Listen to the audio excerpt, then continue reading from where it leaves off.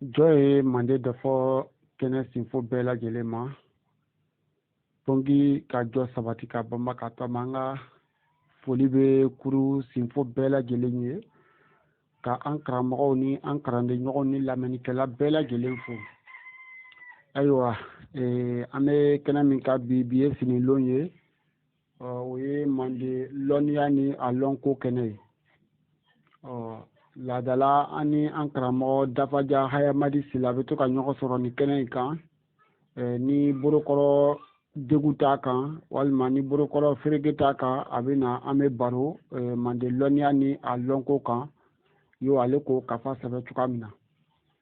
an kɔni toroma lɔnnen don yanni a ka a kan labɔ an ma o la yanni o kɛ don an b'a a lajɛ ka kumada dɔ bila jama an ka se ka ɲɔgɔn baro o kan amina ayiwa kuru sinfo ni a fɔla ko lɔnniya bɛɛ b'a dɔn k'a fɔ o ye mɔgɔ ka culture ye wala tubabu b'a fɔ min ma ko culture hakili la o de ye lɔnniya ye anw sinikan na n'a fɔla ko lɔnko tubabu b'a fɔ o de ma ko science ni ma fili ayiwa mandekaw an bɛ fɛ k'a dɔn lɔnniya jumɛnw de tun bɛ bɛnbaw fɛ yan ni o lɔnniyaw tununa na ni a nafa tun ka bon kosɛbɛ ni a lasegila a bɛ mirindi nafa o lɔnniya kelen jumɛnw de b'an bolo hali bi n'an ka an borokɛw la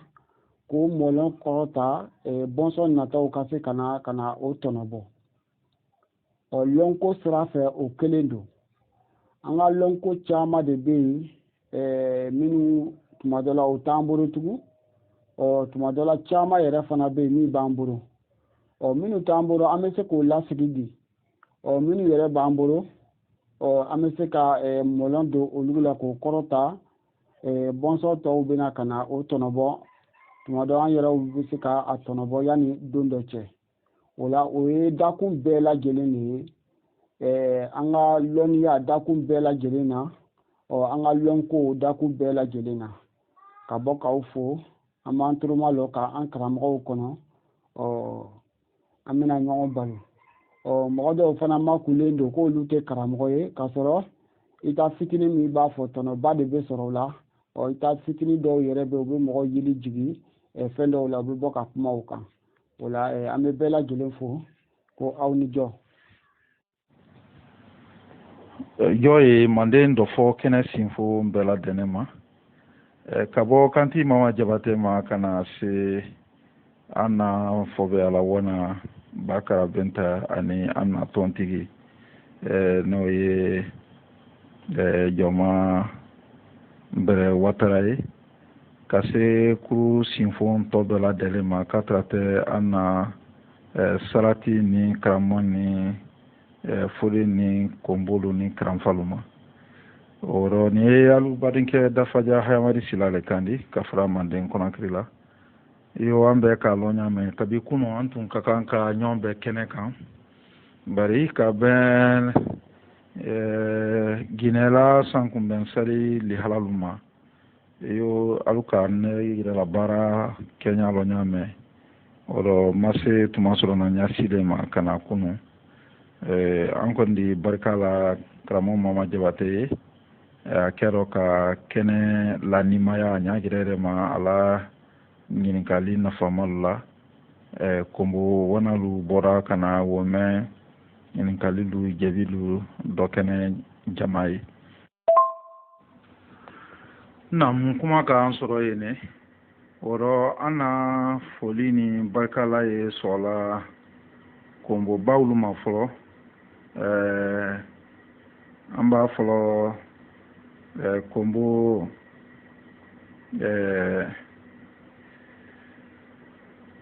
seti tuɲati keta ma ka na se kombo cɛkura jakite ma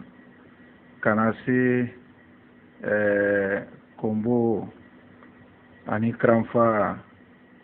mawadi kaba ma kanada ka na se kombo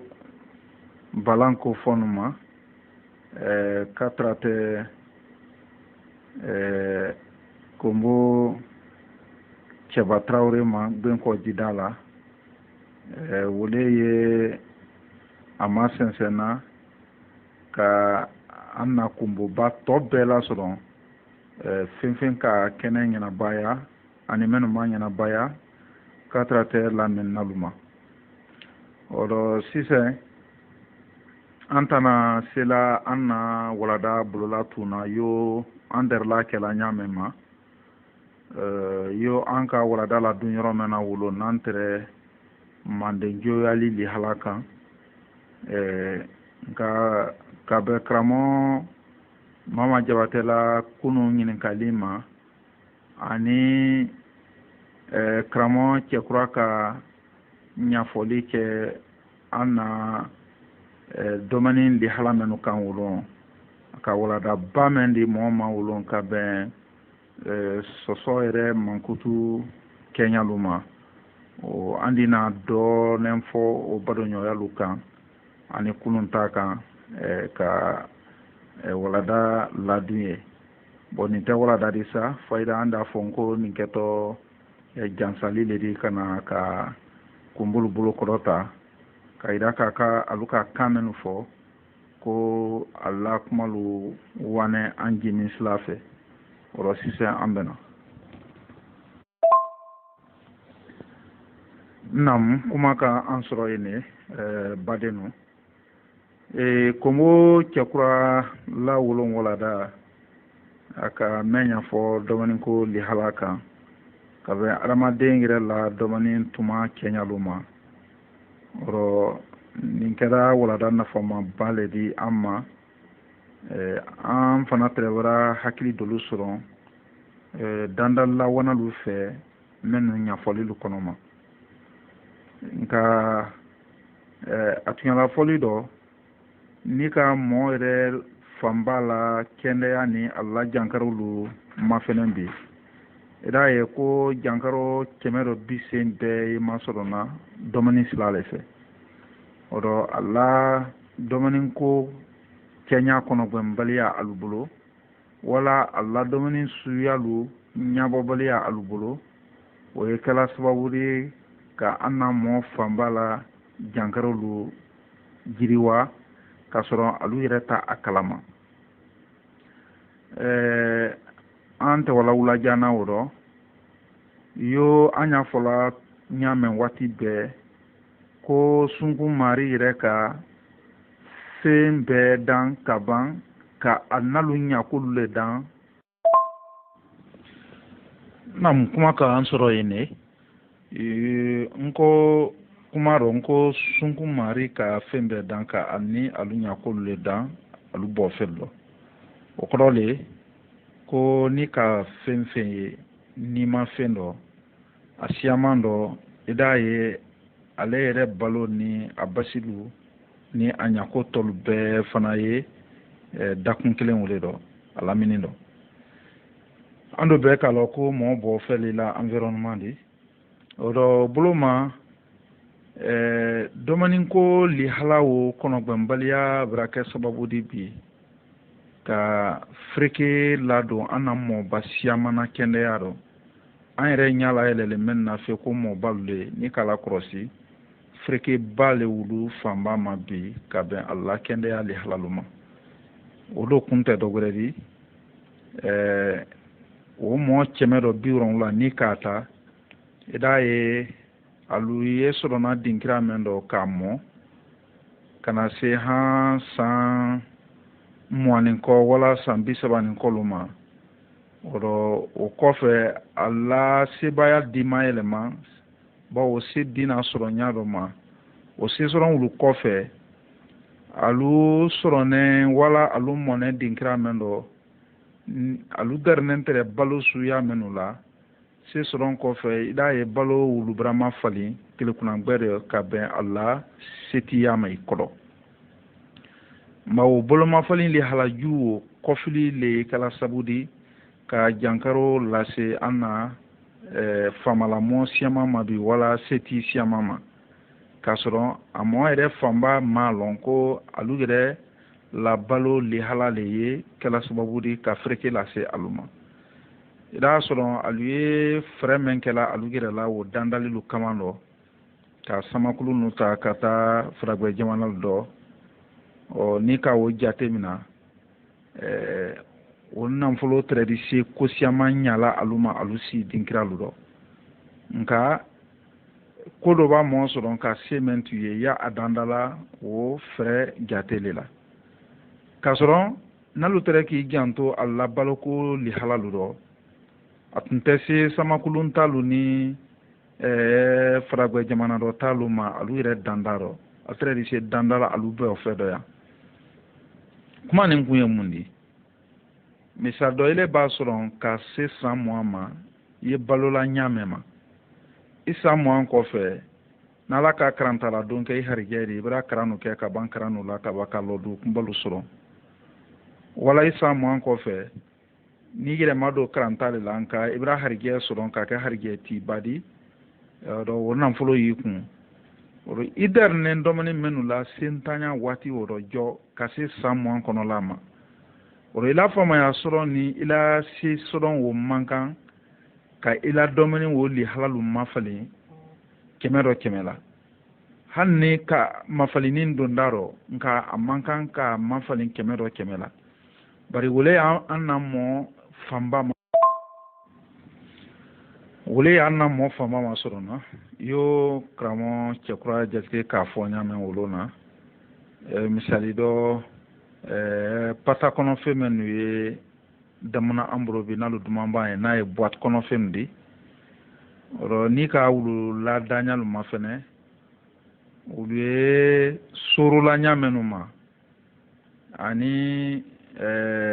solin wayima minnu ye minan bolo n'a ye jus en gaz di olu ye fereke min na sela kɛndɛyalu ma ana seti fanba ba selu sɔrɔ kɔrɔ nɛnɛdalu le santɔ k'a ladon bonu kɔnɔ ani ka bandayala nu san ka bila sibonu kɔnɔ a ye sɛbɛdalu fana kɔnɔ kɔnsolu kuma banda o dɔ darikɛnɛ tɛrɛ fɔɲɔ mɛn yɛrɛ fɔlɔ la fɔɲɔ o lihala wɛrɛ ma fali layɔrɔ dɔ baara yɔrɔ dɔ borifɛn kɔnɔla lu dɔ dɔmɛni nu fana bara ma fali nɛnɛdalu b'a san ka soli nu jilu ka olu san ka ladon olu kɔnɔ ji minnu min na ji wulu tɛ ji sunkuma den tun olu bɛɛ kɛtɔ ji sumalen gbilililu le di o rɔ dɔmɛnifɛn boîte kɔnɔfɛn minnu santɔ wulu dila mara ye olu sumalen nu fana dɔmɛ dɔ san ani waati bɛɛ o rɔ dɛrikɛnɛ tɛrɛ dɔmɛni mɛn na mɔya dɔ mina waati ko a se san mugan ma i d'a ye dɔmɛni o bɛɛ bara la to k'a sɔrɔ farikolo do tɛrɛbaraba darila dɔmɛni wulila olu tɛrɛbara bɛɛ a ma ɲa bɛɛ ma san mugan kɔfɛ ni dɔmɛni o bɛɛ lihala ma yɛlɛmanda o kɔrɔ le ko yɛlɛmani dɔ ka kan ka don fadi kɔrɔla rɔ diyagoya la bawo i d'a sɔrɔ fadi baloren nu n'a ye vitamine nu di fadi mako ye o mɛnu latɛrɛ o baloren wulubara ma fali bawo dɔmɛnifɛn suya lubara ma fali dɔmɛnifɛn bɔlen ɲɔgɔn ma ɲamɛ a baloren nu fana bɔlen ɲɔgɔn ma tene o la wuluma fali o kɔfɛ wulula basa ɲɔndɔ wala wulula kolonso ɲɔndɔ o fari kɔrɔla rɔ olu ye kala sababu de ka jankaro gbɛrɛlula dan fadi kɔrɔ ka sɔrɔ fadi t'i yɛrɛ t'a kalama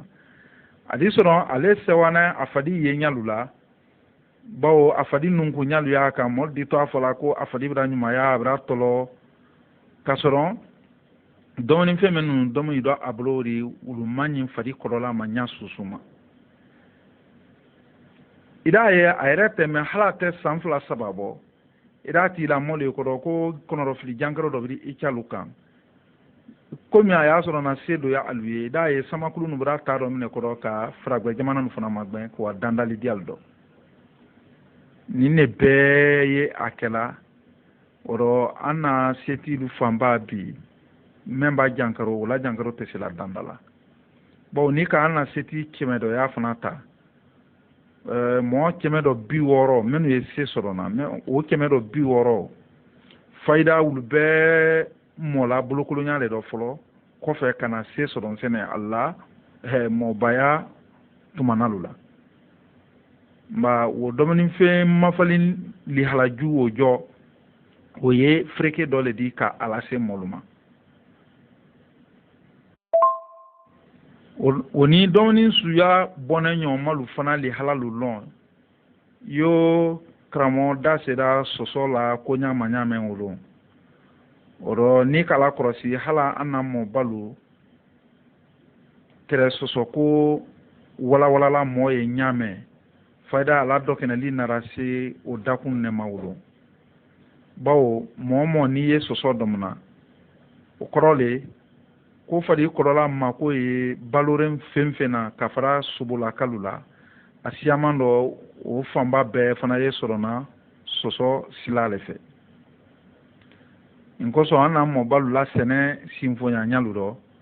alu tun tɛ tolona sɔsɔ sɛnɛ yɛrɛ la ɲa susu ma o sɔsɔ si bolo na mun kuma k'an sɔrɔ yen ne sɔsɔ si boloma bɛɛ le tɛrɛ ɲinina alu bolo ka nin bɛɛ sɛnɛ nka n'ala sɔnna ma an ba se an na sɛnɛ walada dɔ lomɛ an bɛna tɔfɛyali kɛ sɛnɛfɛn koɲalu kan ye ɔrɔ an tɛ se na karamɔla tɔfɛyali o ma bari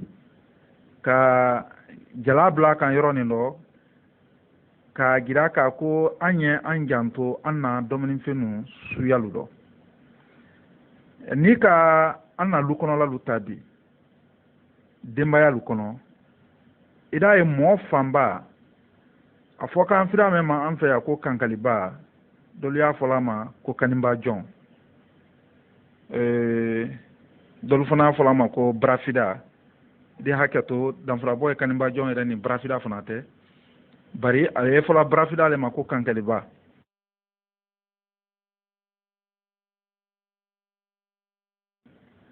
a fɔ k'an fira mɛn ma an fɛ yan ko kankaliba dɔlu y'a fɔla ma ko kaniba jɔn dɔlu fana fɔla ma ko barafida de hakɛ to danfarabɔ ye kaniba jɔn yɛrɛ ni barafida fana tɛ bari a ye fɔla barafida ale ma ko kankaliba kenkeliba mɛn o di n'a tɛrɛ kɛra faragbɛ jamana mɔɔlu la fida dɔ di mala la ni farafin tɛrɛ di se a sɔrɔna alu la dɔmini bolo ma hakɛ to a tɔnɔ ka bon anu yɛrɛ ka kolajirabi siyama ne kɛ kankaliba ko la o tuma dɔ ko karamɔgɔ kumaba dɔlu ye kuru nin kan olu y'a kalama bawo olu tilamɔ dɔlu nara waati kɛ nebara alu k'a ye ka ban alu ka ɲininkali yɛrɛ kɛ n kun ali hala fana kan o bi n'i k'ala kɔlɔsi mɔlu biri ban kankaliba wulu dɔ ka ko bɛɛ dunnen to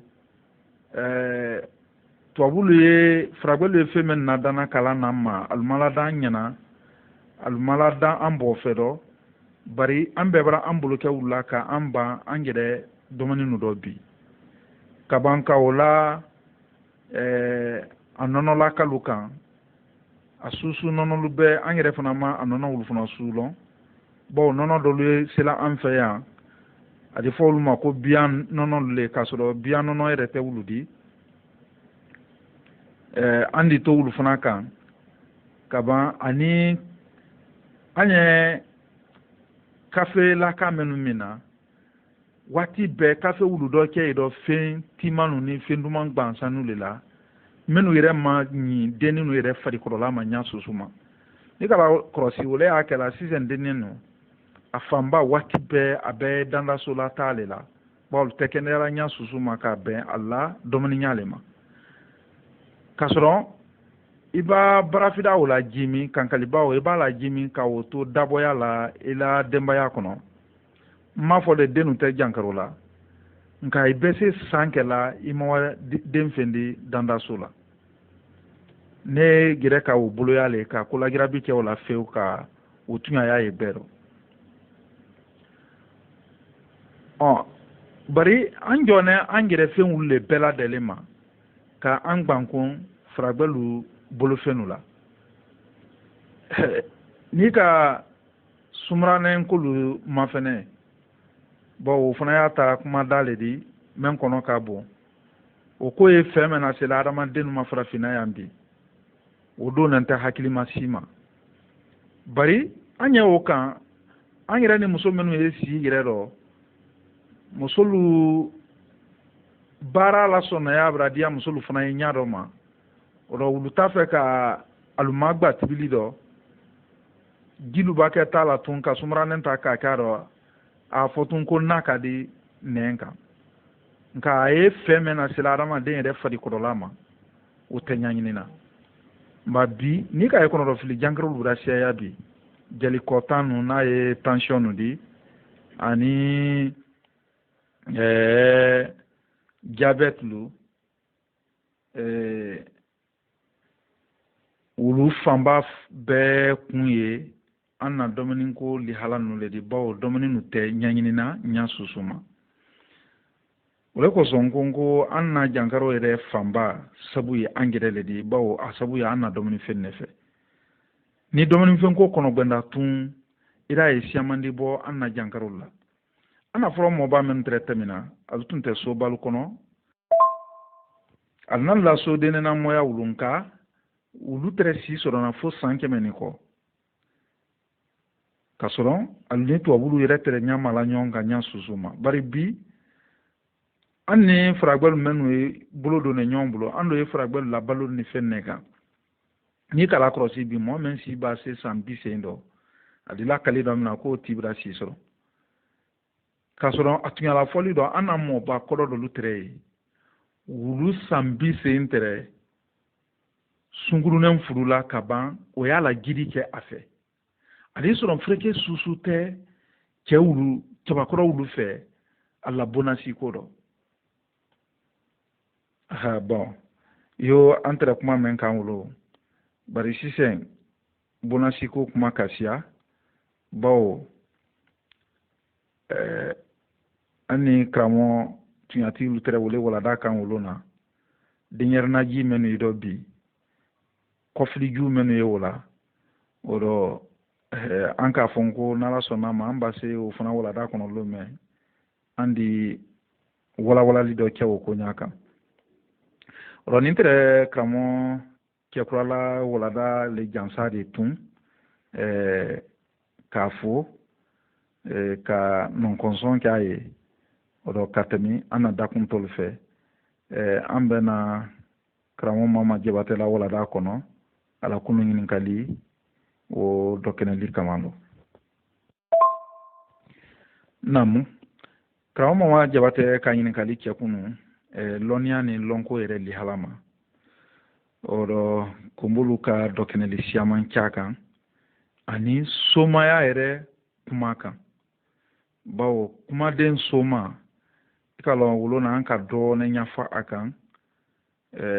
fo kumaden o bɛra kɛ kumaden mango bari bi o dɔ n'a fɔra i ma ko soma le di i tɛ gila sɛbɛnna mɔdi ɲa susu ma k'a sɔrɔ ni dɔ k'a la kɔlɔsi an na manden yɛrɛ la mabalimali kanu dɔ i d'a ye somaya kumaden yɛrɛ ye ɲɛra la mabalimali kan o dɔ kumaden mɔlɔmaba le di bawo hali n'an ka taa an na manden mansalu matɔ fasa mɛn lala ɲaralu bolo ale y'a jirala a la ɲaraya kan wulu dɔ ko malo ko wulu soma karabali soma ba ma gomi ɲaraya kan ne ma fɔnya bɛrɛbɛrɛ lɔn ka kumaden wulu kɔni bɛɛ bunbunɛ somaya kumaden ne ma kaban da jira yɔrɔ wɛrɛ fana dɔ ko manden soma fɔlɔ ani manden soma laban nin bɛɛ fɔla misare nu mankutun kana dɔ ka bɛn ala kodɔgbɛ kɛlu ni ala ko kalalama cɛ dolu ma mandenka do mɔlɔn bɛɛ dɔ sandɔya tɛrɛ somaya kumaden ne di bawo mɔlɔn tɛrɛ b'a di ma ɲaɲa ma ɲanayalu ni wanayalu bɛɛ di fɔ nka somaya le tɛrɛ a kumaden bɛɛ dɔ kumaden mɔlɔma ni a dɔ sandɔ ta di o le kosɔn mɛn tɛrɛ b'a kɛ mansa di somaya tɛrɛ dɛmɛ na o la a ɲa gɛrɛgɛrɛ ma an ka wele fɔ lo ko k'a fɔ ko soma wole komi i b'a fɔ ko somɔ odo mɔɔ min somɔya ne mɔɔ min civilisé ne wole tɔ ko soma bawo mɔɔ min ka ko lɔn a ka ko n'a kɔrɔ lɔn odo wole ye mɔɔ civilisé ne de o mɔɔ civilisé ne wulu ni a fɔra wulu ma ko soma lo odo kana soma kumaden o fana kɛ kuma jugu di kɔni na ka o kɛ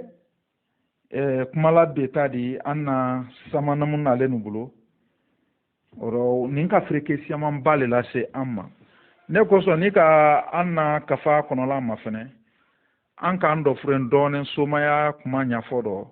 ka yira ka mɔl la ko soma ye kumaden de di an tɛ se farala mɛn na ɲa susuma odo karamɔ konbolu bra walawalali kɛ a kan balan ko fɔ ni karamɔ tun yati albra dɔ ɲɛfɔ somaya kumaden wulu kan bi ka kunnafoni siaman di an ma kala wulon ta o kan odo fa ɲa lan kun dɔ yo karamɔ balan ko fɔ k'a fɔ ɲa mɛn alimami ye lɔdu mɛn dɔ bi silamaya kaman dɔ somalu tɛrɛ lɔdu wule dɔ kunu mandenkaya kaman kɔnɔ odo saban ye lɔdu mɛn dɔ bi faragbaya kaman kɔnɔ somalu tɛrɛ wule lɔdu dɔ mandenkaya kaman kɔnɔ an fana bada ya odo fo ka mɔlu kunnafoni kuma ne la kan ye jɔra ne di hatɛ kuma ka an sɔrɔ yen ne odo kan ye jɔra ne di lɔni nu ye latɛmɛna jɔra mɛn kɔnɔ ka latɛmɛ ɲɔgɔn ma o le kosɔn ni kala kɔrɔsi ale yo i b'a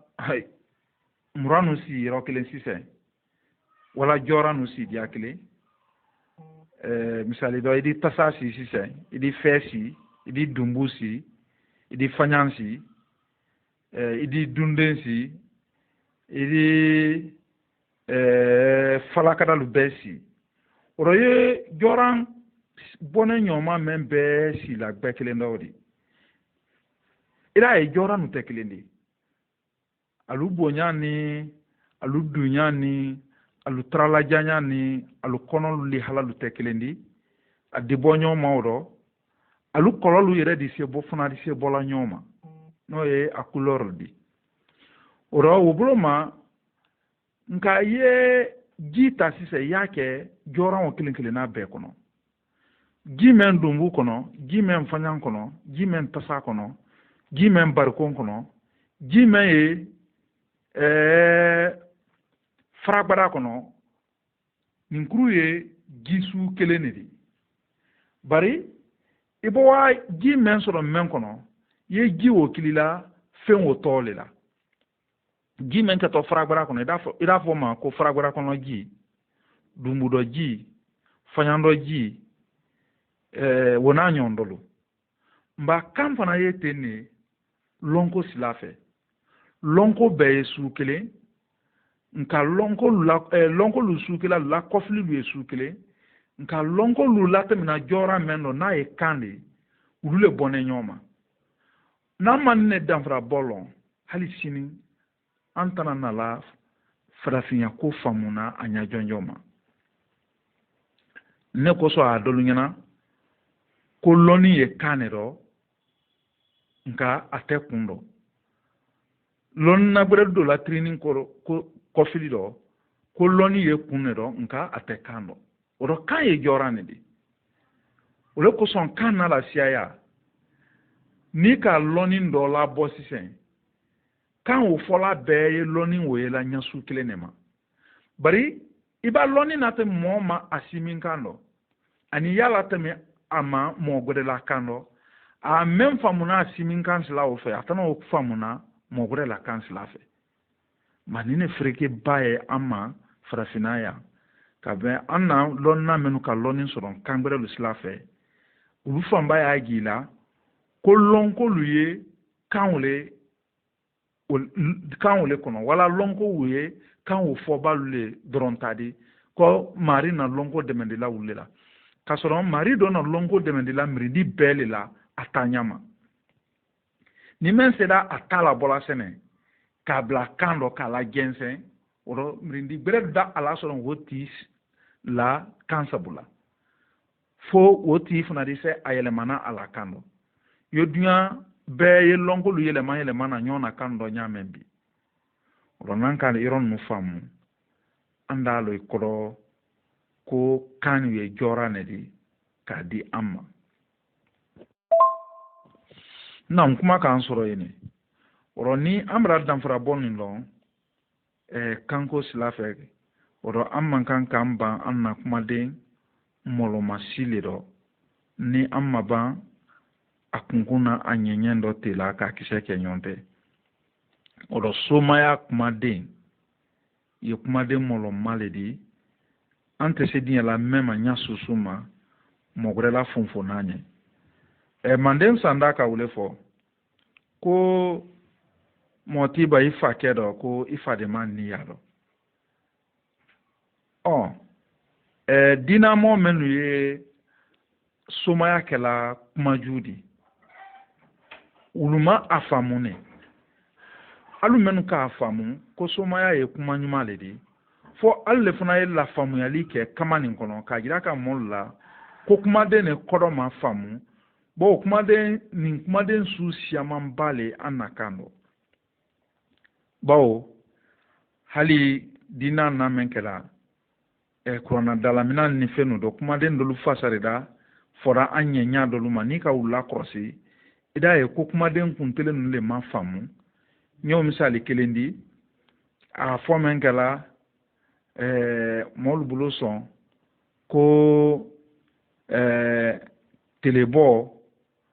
ani telebe bo dolu ya fola tene no te afonya bere mendi na fora ko telebo akaka ne ka fo ko teledon oro ne afora fona ko telebe akaka ne ka fo ko telewuli bo femen wuli la wole e bela femen fona ye bola wole e dona bari kurana nyafotola anya folomaro afora la anya ko telebo mansa ani telebe mansa oronika kuma dem flawota ida ye kuma dem flawulu tenyon tala telebo mansa ani telebe mansa akana te ka fo telebo mansa ani tele do mansa wala tele tunu mansa bo feme e bola odi don wala aditunu feme mfana ye wulila oye belale wala adala oro ni tele wuli aluba tele ya wuli la yoro dole do abata min fur na amawala wala adi be yoro do nam bari tele be ko fo man kara wodi sene hali wona ra ke sababu di lonko ka agida ka menke ko du kolo ye trutru la o ka anna lonna kombo siaman ban kuma o ma du kolo trutru ko kuma o ma bawo ka fo ne qur'ana kono ko telebe kala no telebe ko kuma fola ko tele sama meleka lu ko fone kaba ko ka fo ko tele yebila on ko ala ko tele yebila ko arama denu ko te bela ibra e freke nara ula famu ya lido uluka kuma den wo ta beli ko kuma wa luki buluke wulela bari kasoro lanyini ngbera do ye beli ko kuma wo gida fana la anna kando meni se tofe ala samol da famu bawo beli anna kando adi koroflafo korofla ina lala afoka uluma anna kando ko korobere ani koroma sodon fe ro kuma den korobere na koroma sodon fe menu wodi ni ma wulle damfra bonlo kando ele du ban kuma den do ya do kasoro kuma den wol nafa kabo misali do fen sanka ba wuli mande ukrole ka sanka e bila afrale a hali domini fenu ade fo ko domini fen sina sanka bra wuli wala fodi abo sina sanka bra wuli wala sere sina sanka bra wuli kari sina sanka bra wuli oro molu sanka e wuli la nyame wudi jo oro mo sanka fana e bila fanin sanka wuli la fanin sanka e bila mba sanka wuli na la be kala nyame wudi jo oro telefona ba bo tele sanka wuli le ala bolidi na tele tununda asanka brabe o le ko so dia lolo tele bo men kala tele o sanka le o lon sanka le odi oro o sanka o baban tele di bi oro beli o kroma so don fele odi woni fembe du ma wo teklendi atunu men ka to alu ma wodi yo abra beli odi fanin do liye bola bedi sala lala di foko ko sanka fanin ka di salabi asanka bawuli ha wati do base irae afanin di tunumbe mai ko o koro mundi asanka le brabe asanka babe adi tunumbe ma halibi badeno ani alubade nyombulo mba beliko kuma ye nyasu nema manine kuma denu su siamampaye anakando odo kurana nyafonya odo fonya beretre mendi telebo mansa teledom mansa wala teletunu mansa wala telewuli mansa telebe mansa odo nta famiyali do hanni amma se a wala la yo haklimalu ya fe nyame nka kombolu yo kuru ka wudi soron wudi se kana anna kuma ni sojila wati na toldo men na famiyali reka bo an funatadi odo ni ne ye kuma den ko freke gere di an fe mba ni beye sumaya kuma den kuma jansalu le di ka gira ka bo ibake kuma ro nya fodo idi misali ta ko grelu ma sa idi temi akul lankene mayala la mennalu ye ali ala sabreke ma andone nya foli ulbero ka ben dinkra ulema odo so anna moliye so kaluledi anna moliye so moluledi anna moliye so malulegedi odo ni so moyada ibra so maya ni do so moyada o krole ko albrake lonko la kaludi wala albrake lonko tiludi ba somaya kuma andi wo fana la dunye andi na tami anna lonko ni elonia fana kuma fesije odo dakuni ndo andi kramo tunyati seti kita anda ambulu la menkan kanya odo lonia ni lonko tofeyado abulo ka wala anye ambe kulungeli kyaye kabaka non konson kya aye dinkirani ndo ala wude ya li tofeya liludo ikomi akafonya me nine no mande do fokene diala ye ko famuna nyame ye anyafo nyawo kan ka ibaden tolu hakili la ka ulutre mayro meye odo kramontu yati ka agidaka la nyafo lido ale la famu ya lido ko lonko ebola lonia lido nam anu koni fana ta famu ya lido mendo kenena amma ankaye ko lonia ebola lonko lido odo lonia babo lonko do ka lonko wulundo ke lonia di lonia fena marane wala akula marane no uludike do folodi anko fo ka andalu ke munedi na fara ko lonko e kalon sungu mari girele ye molu blanco no lonina lonko la foka feme ma ko lonko sungu na ye science be sungu mari leye mo blanco no lonia la science la memba dia bete savandi bɛɛ savandi nka savanu kɔni nafa de sese la mirindi kɔnɔ mari le ye mɔ kelen wala mɔ damadɔlu suwandi la ka lɔnko dɔ la ji wulu yili la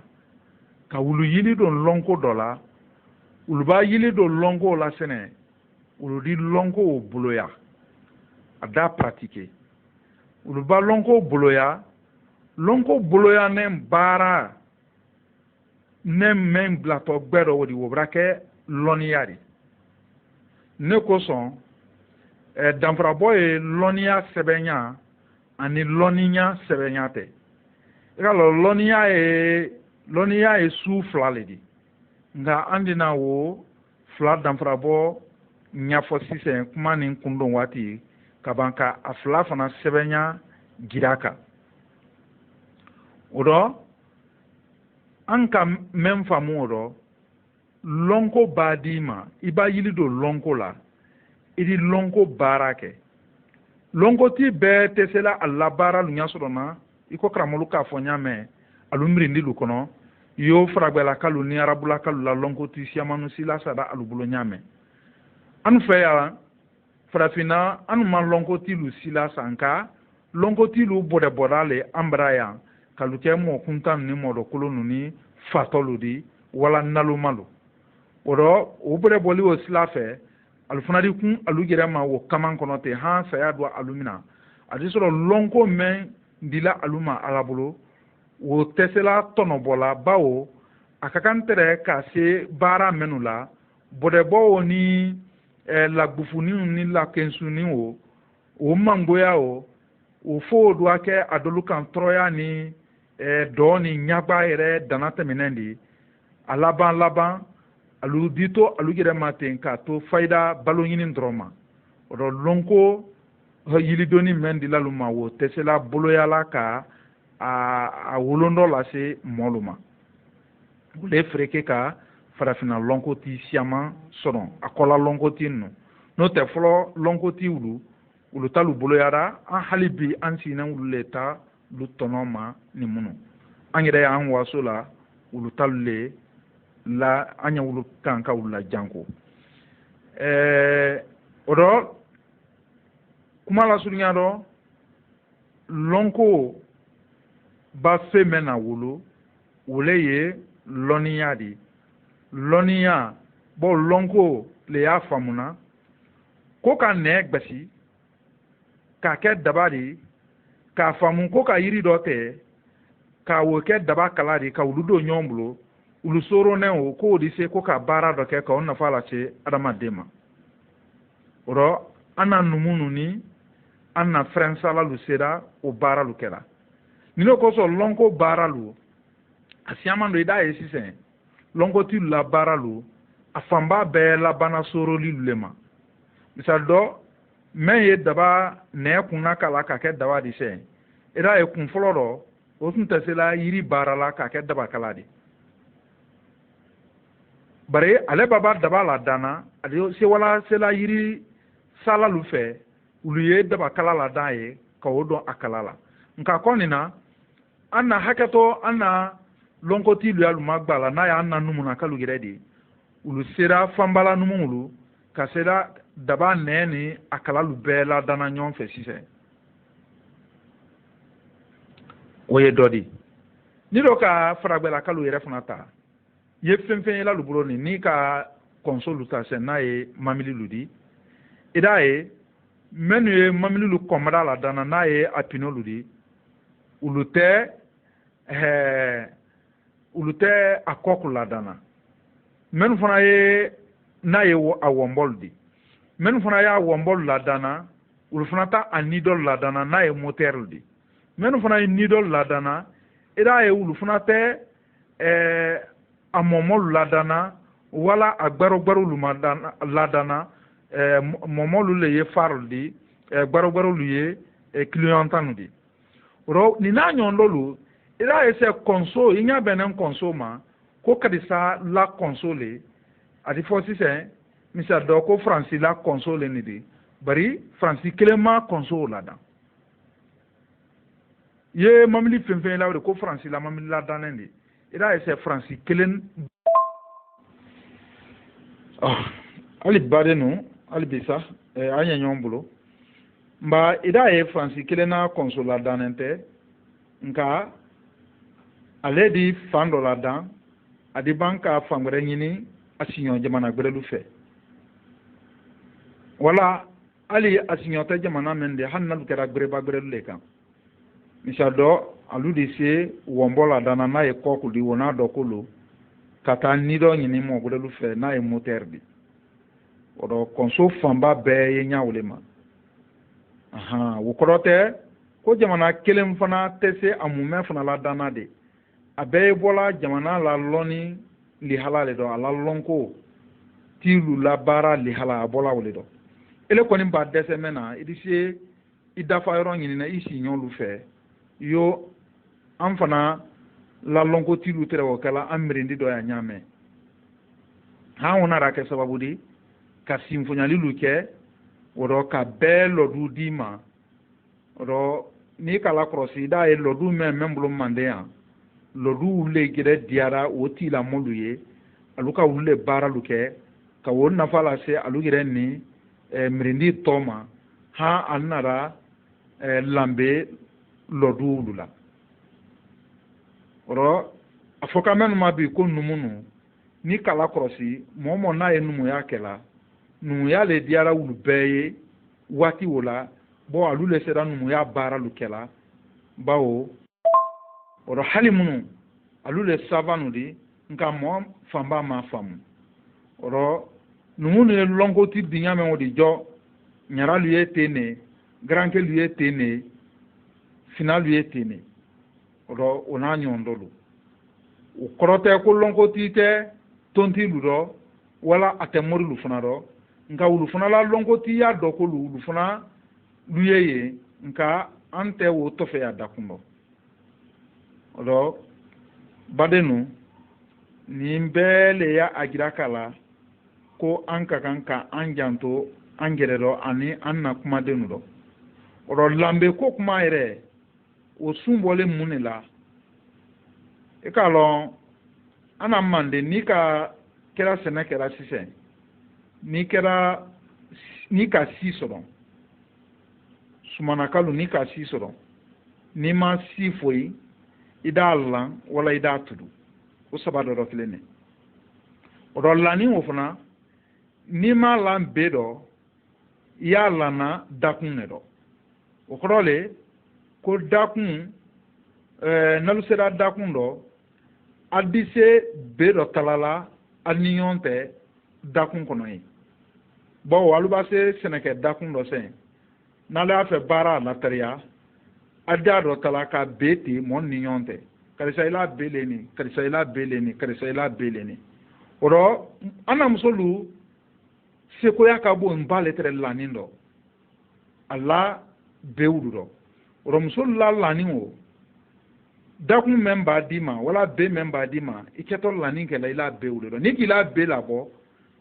irise mogre magbena ataro nka idiagu ya nenko ninte wula bo ni bana la bola ibrabi tala le wodi mba feye lamen kala bedo wodi jo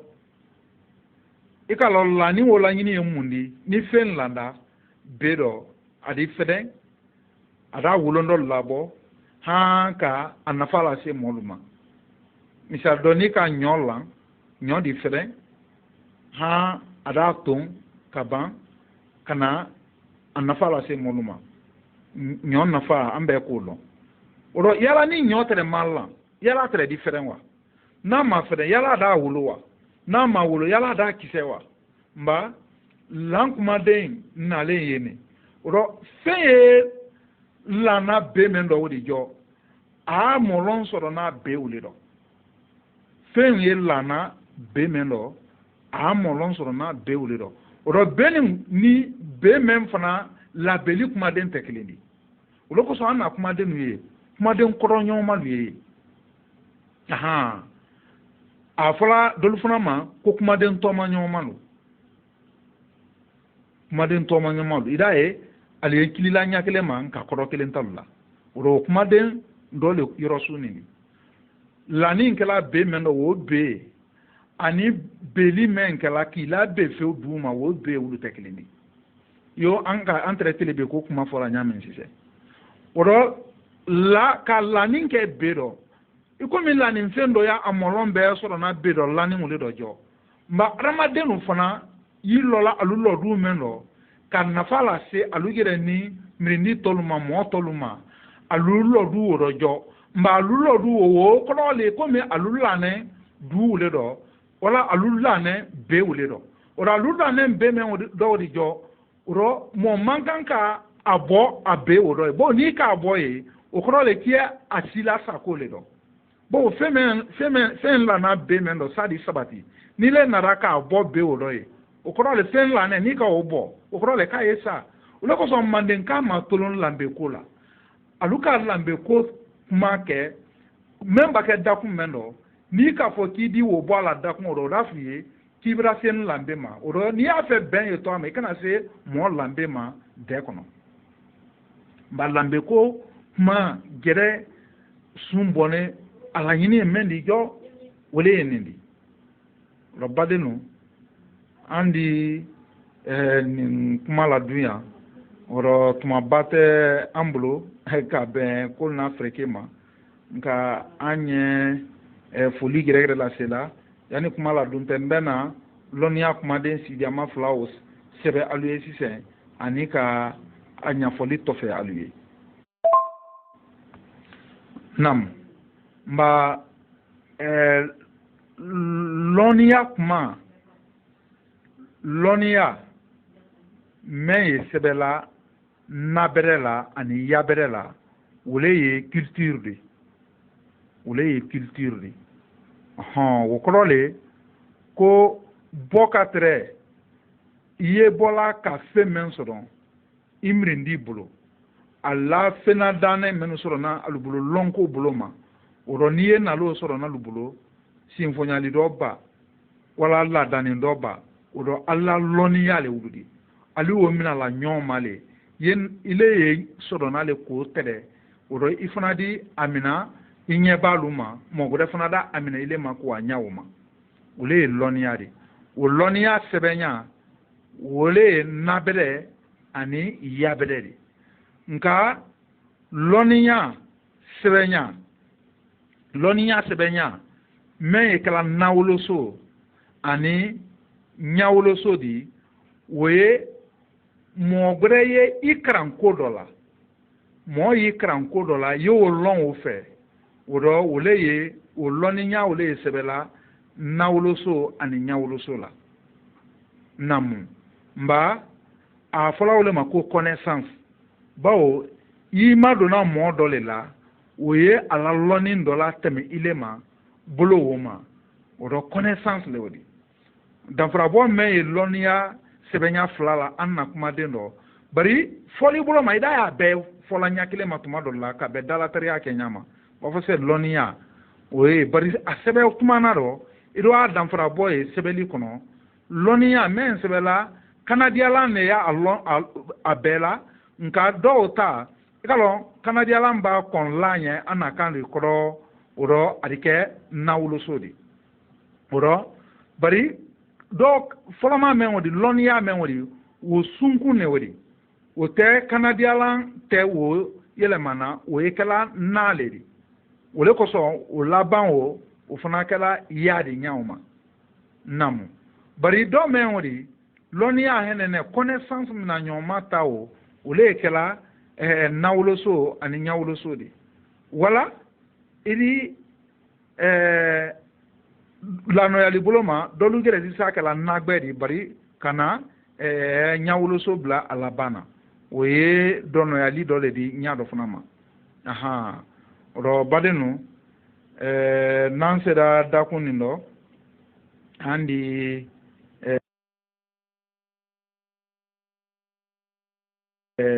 kuma la duyan sise antra yafe ka kuma dakun kan kramo chekro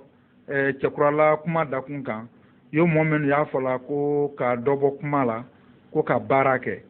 oro ni ala sonama yani sudolate andi na ɲɛfɔlinen kɛ kumaw fana kan an t'a lɔn ta bɛrɛya la o rɔ wo faamunen bɛɛ bolo i ta ɲama ɲamɛ o rɔ bɛɛ di na i ta hakili o de rɔ an bɛ kuma la dun yan rɔ ka foli ni barikala lase kunbolu ni karamɔgɔbalu bɛɛ ma ka yira k'a ko ni an bilara mɔsi fana la o ti di yafa an ma k'an to ala ni deniya ni kolonbaliya ye nka an na laɲini ye a dɔ bɛɛ ne di tuma bɛɛ ka taa karamɔgɔbalu ma hali ni jɔ